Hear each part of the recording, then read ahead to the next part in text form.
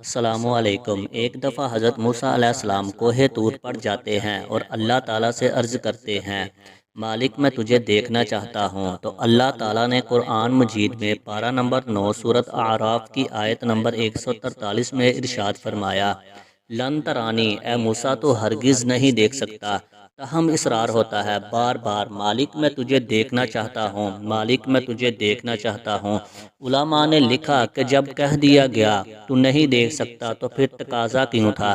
اس لیے کہ رب کا کلام سنا تھا، تڑپ تھی کہ جس کے کلام میں اتنا لطف ہے تو دیدار کا مزہ کیا ہوگا۔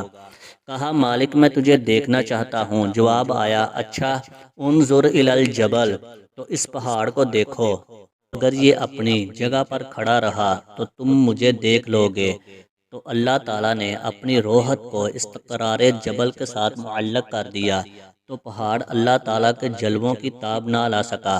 اللہ تعالیٰ نے جب اس پہاڑ پر اپنی تجلی کا نزول کیا، وہ بھی تجلی ذاتی نہیں تھی، صفاتی تھی۔ اس کا بھی پرتاؤ، عکس، سایہ اس پہاڑ پر ڈالا اور پہاڑ اس جلوے کی تاب نہیں لا سکا۔ قرآن فرماتا ہے، خرّ موسیٰ صاعقہ، کوہ طور چلنے لگا اور حضرت موسیٰ علیہ السلام بے ہوش ہو گئے۔ اس کے بعد جب ہوش میں آئے تو عرض کرنے لگے، اے مالک میں توبہ کرتا ہوں، میں نے تقاضا ہی کیوں کیا۔ حضرت موسیٰ علیہ السلام اللہ تعالیٰ کے جلووں کی تاب نہ لا سکے، لیکن اللہ کے دیدار کا سرما تو آنکھوں میں لگ گیا تھا، ایک جھلک تو پڑی تھی۔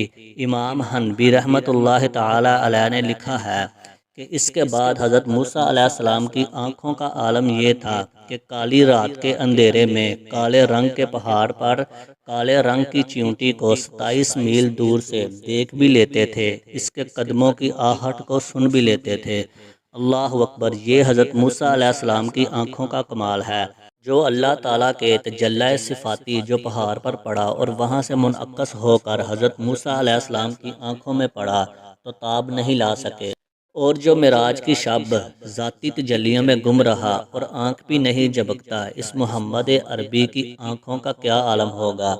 اسی لیے فرمایا، انی اریٰ ما لا ترون، اسمع ما لا تسمعون، جو میں دیکھتا ہوں وہ تم نہیں دیکھتے، جو میں سنتا ہوں وہ تم نہیں سنتے۔ اللہ تعالیٰ قرآن مجید میں اپنے محبوب صلی اللہ علیہ وآلہ وسلم کی آنکھ کی خود تعریف کر رہا ہے۔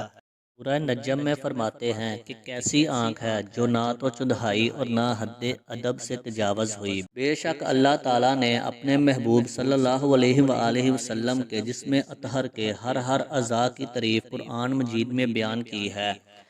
دوستو، ویڈیو اچھی لگی ہو تو ویڈیو کو لائک کریں، شیئر کریں اور مزید اچھی ویڈیو دیکھنے کے لیے میرے چینل کو سبسکرائب کریں۔